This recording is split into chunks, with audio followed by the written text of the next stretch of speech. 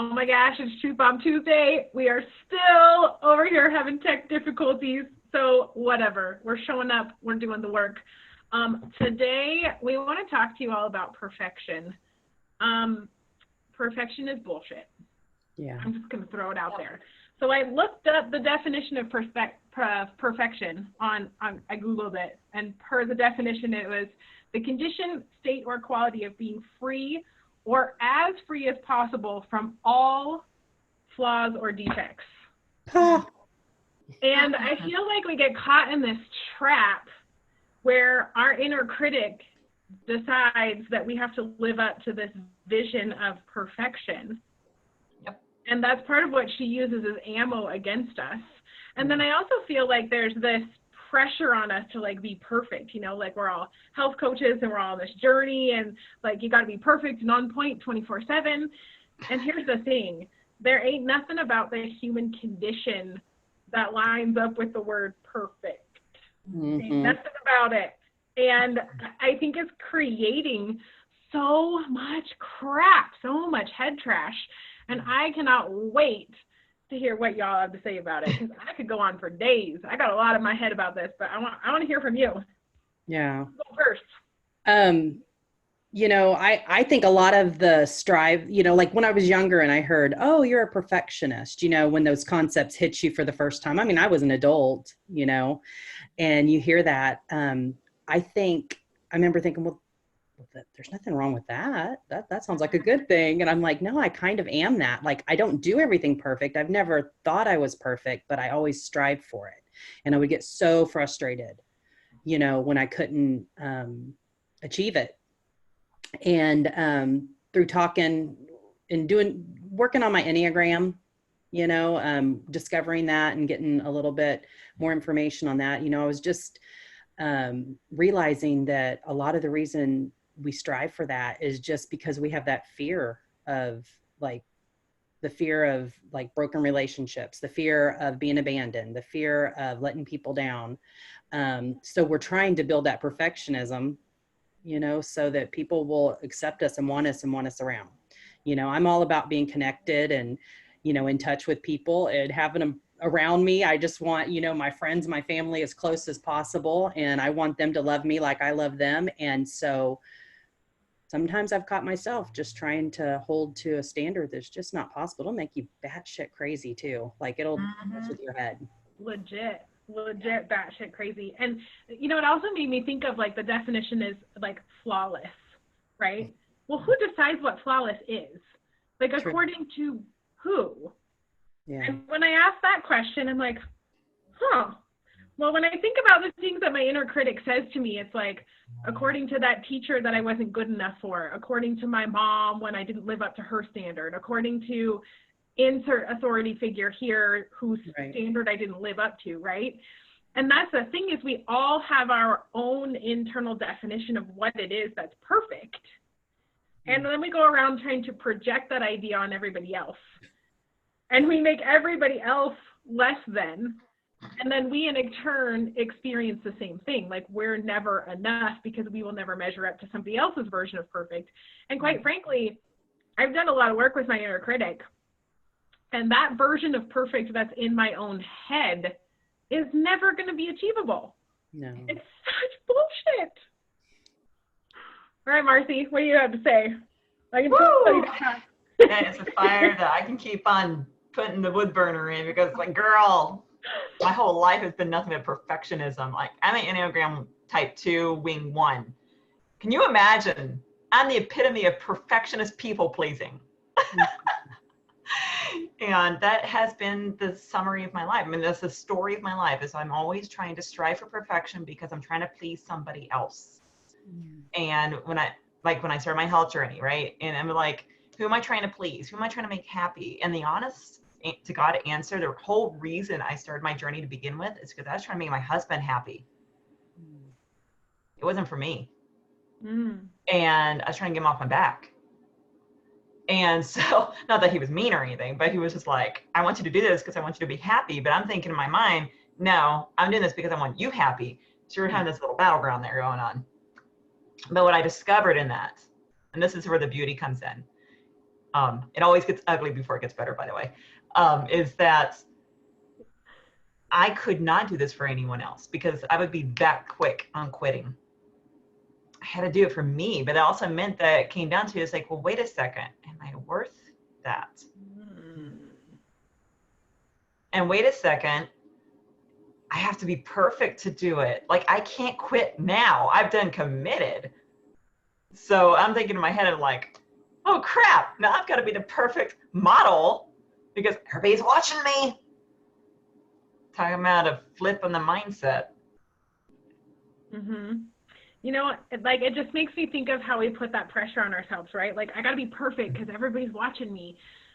But the truth is, I ain't perfect.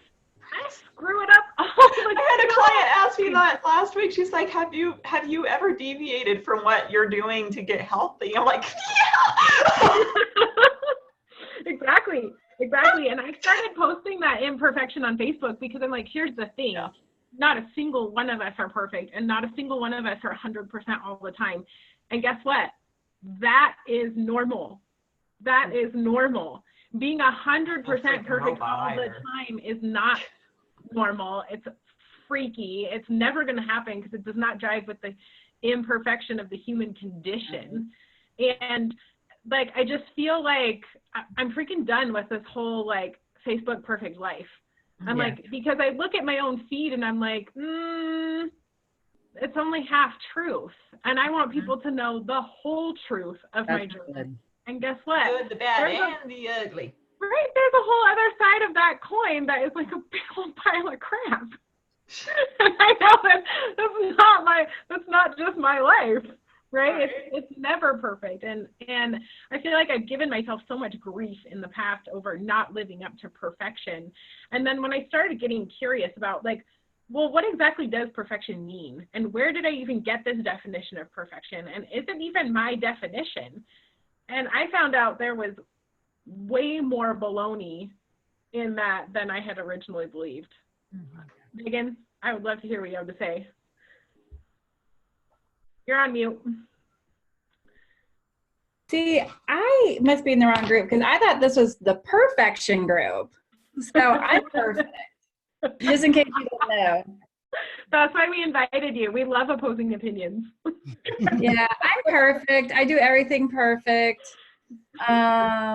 Never, ever, ever, maybe once a month, does a package of double stuffed vanilla Oreos end up. I call BS. She's like Stepford over there. She's been replaced. We want the real Megan back. No, I tried to be perfect for so long that I'm still perfect. No, I have a huge problem with that because if I can't do it, especially at work, especially with coaching, if I can't do it perfect, if it's not just right, then I don't want to do it, or I don't want my name on it. I don't want, and especially if you know how it's supposed to go, that gets me riled up. I think, is that a control thing? Maybe it is. And there's something good, like quality is good. Being someone that people can depend on is good. You know, so there's some good things behind it. It's just I don't know. What would you say? If it's not right, then it's not perfect. It's got to be, or if I fail. But I think the whole label of like good or bad is kind of bullshit too. Because again, like, according to who, right? Yeah. And the one constant in this life is change. Definitely. Right? Which innately implies that we're always going to be on our toes. We're always going to be trying to adapt. It's always going to be a little bit messy. And I was scrolling through my Facebook feed today and I saw this, I'll post it later on my wall, but it says, be brave enough to suck at something new. Oh. And I was like, every single time, like, talk about COVID-19. I think that's new for like 100% of the planet, right? Yeah. That's super new. That changed real quick. And guess what? For like 3 weeks, I super sucked at it. But guess what? We're going on like week 5, week 6, week 7. I don't even know what week it is. I'm homeschooling at this point. But like, we're kind of hitting a groove. And I'm coming out of like the suck bucket. And I'm like, okay. I think I had to be imperfect and messy and suck for a little bit to understand what the other side of that looked like. Like, okay, now I know how not to do it. Let me explore, explore the how-to piece because I've already sucked at it enough, right? Yeah, that's good. I was thinking when Marcie was sharing earlier, Megan, were you done talking about? Okay, because I'm just speaking back.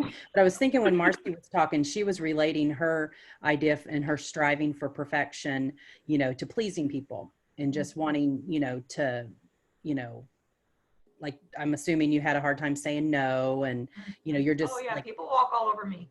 right. That's how I And grew up. yeah, and I think my perfection, the underlying behind it is relationships, like, and how, rejection, not wanting, wanting to be loved and wanting to not be rejected. It's a little bit different than what you're talking about, Marcie, but we do it all. We always, all of us do it for different reasons. Yeah. And I think we probably all four of us have different, places we're coming from. And it's crazy because it's, I can definitely relate to the rejection because I do fear rejection.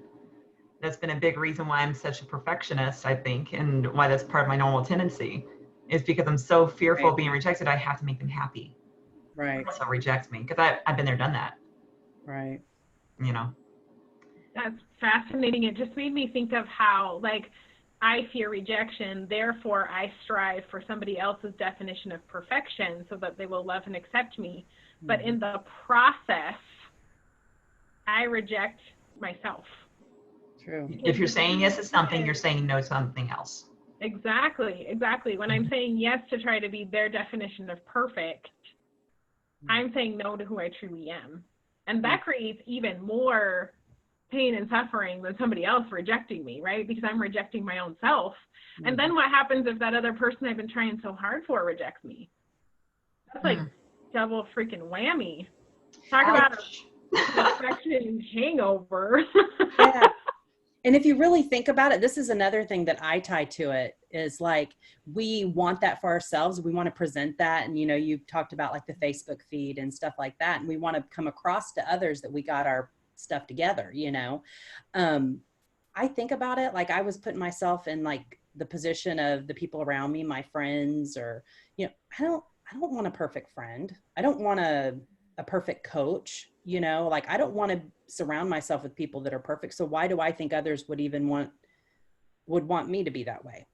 Because that's like an irritation to think that, somebody thinks their stuff doesn't stink, What kind of judgmental person am I to think that that's what they want too? I'm just judging what they want based on my thoughts. Yeah. I like it when I like the diversity. I like when people are different. I like to collect all different kinds of friends and people. And, so yeah, perfection's, yeah, you're right. The definition of it's BS too. Right. It's a hot mess. It's a hot mess when you start digging into it. It's total and complete bullcrap. Yeah. And, the other thought that came to my mind was like, well, I am trying to live up to their definition of perfect, but their definition of perfect is made up in my own mind based on some assumptions. True. What a mess this whole perfection thing is. And so based on that, you'll never have perfection because no one knows what that really is. Except for Megan. Megan knows what it's all about. Megan does, that's right. Well, everybody DM Megan whenever you need to hear. That's the perfect girl right there. Yeah. Love it. What I've been trying and learning to do since this whole deal, is just giving myself permission to not be perfect. Yes. But still show up and still be responsible. I don't want to give myself too far of a pass than you're like, I'm not the show up in pajamas type, but I'm a type that I do. Okay, this would go to another whole tangent, but like I put a face on every day. I put paint on the barn when I go to work. There are no, besides clients and residents and other staff members, we don't have any outside people coming in. You don't have to.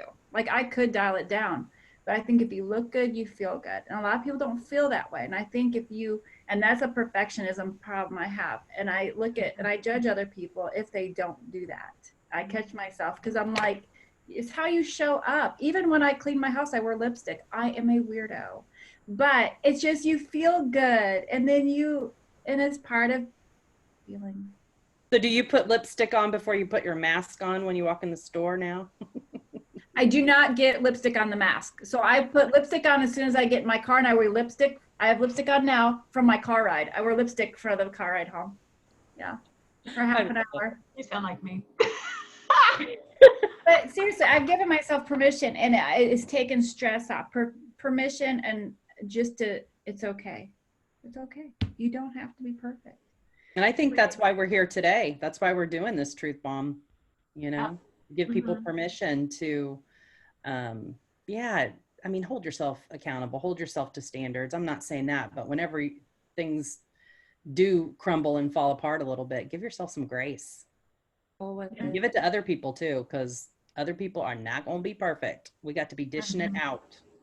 For sure. And, you know, I'm just going to go back to that phrase, check yourself before you wreck yourself, right? Like if you are wrecking yourself over trying to live up to somebody else's version of perfect, or to some preconceived bull crap that you have in your head and you're making yourself miserable, that's not sustainable.